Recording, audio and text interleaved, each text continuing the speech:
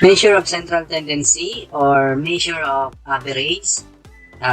It is a statistic that serves as a representative of data under investigation. This statistics tends to lie within the center of the set of data. The three measures of central tendency are mean, median, and mode.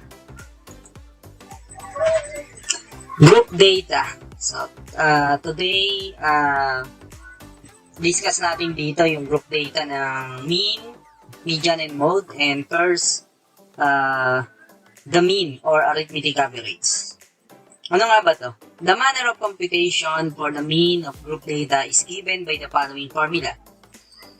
Glassmark method of computing the mean of group data. This is the formula. So, mean is equal to summation of frequency times Glassmark over n. Where mean of group data, f is the frequency of each class, x is the Glassmark, and n is the total frequency. Okay, malinaw na yan. Example, calculate the mean of the scores of the students in Math 7 test. So, this is the score, 41 to 45, 36 to 40, 31 to 35, 26 to 30, 21 to 25, and 16 to 20.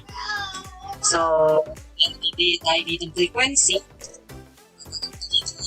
8, 8, 14, 7, and 2. Then, solution in finding the mean using the Glassmark. So, meron tayo dito ng setup score.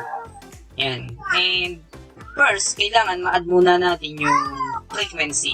Add the total number of frequency. So, in-add natin yung 2, 7, 14, 8, 8, and 1, 40.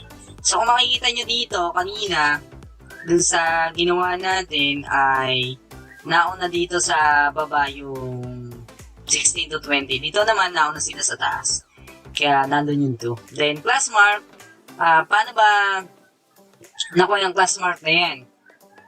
Ginawa lang dyan, kinuha natin yung yung gitna nung 16 to 20. Or simply add 16 plus 20, then divide 2, then we get 18. Okay, so yan, 23, 28, 33, 38, 43. Those are the Glassmark of scores natin dito. 16 to 20, 21 to 25, yan.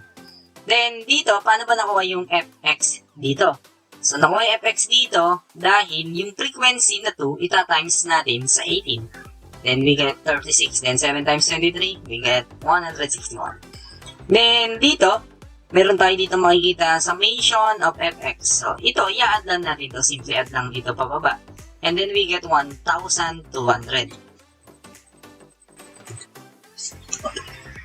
Okay, then, solve na natin yung mean dahil meron na tayong value nung nakalagay sa formula na summation of f of x over n.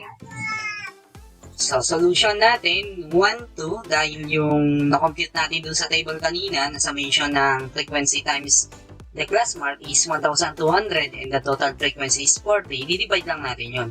And 1,200 divide 40 is equal to 30. So, therefore, now, the mean score of the student in Math 7 test is 30. So, ganun lang kadaling isolve yung ating mean of group data using the Glassmark.